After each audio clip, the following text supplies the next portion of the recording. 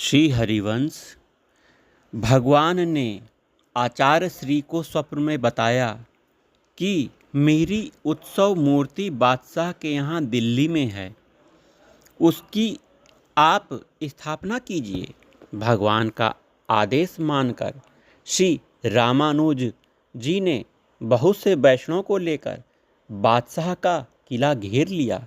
जब बादशाह को समाचार मिला तो उसने अपने मंत्री से कहा, आचार्य श्री को संग्रहालय में ले जाकर सभी मूर्तियों के दर्शन करा दो।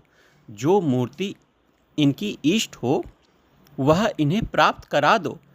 रामानुज जी ने संग्रहालय में जाकर मूर्तियों के दर्शन किए, परंतु उन्हें वह मूर्ति न दिखाई दी जिसके लिए भगवान ने आदेश दिया था।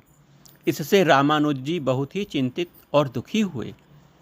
उन्हें व्याकुल देखकर भगवान ने रात्रि में पुनः स्वप्न में दर्शन दिया और कहा कि मैं शहजादी के पास हूँ, उसकी प्रीति डोर से बंधा हूँ।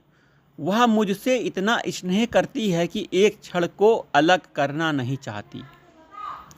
रामानुज जी ने पुनः बादशाह से भेंट की, उन्हें सारी बात बतलाई। बादशाह ने शहजादी से कहा कि वह उस मूर्ति को इन हिंदू साधु को सौंप दे।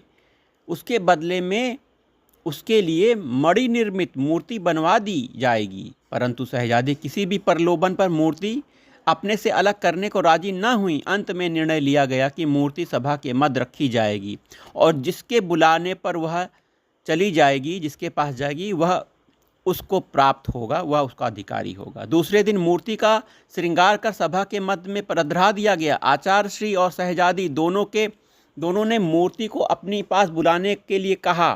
सर्वप्रथम आचार्य जी ने मूर्ति का आह्वान किया, परंतु मूर्ति टस से मस न हुई। इसके बाद शहजादी ने अपने आराध्य रूप मूर्ति विग्रह से विनय की तो मूर्ति बड़े ही प्रेम से शहजादी की ओर चल दी। यह देखकर अन्य लोग विस्मित हो गए, परंतु श्री आचार्य जी कुपित होकर भगवान से बोले, यदि सभा में आपको मेरा अपमान ही करना था तो मुझे स्वप्न देकर बुलाया क्यों? आचार्य श्री के इस प्रकार उलाहना देने पर मूर्ति पुनः वापस लौटकर उनकी गोद में विराजमान हो गई।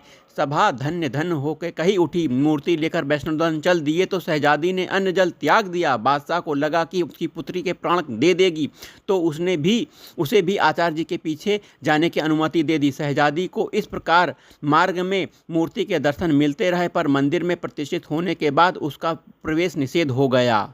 जाता है कि वह राजकुमारी भगवान के विग्रह में देखते देखते विलीन हो गई। राधा वल्लभ श्री हरिवंश।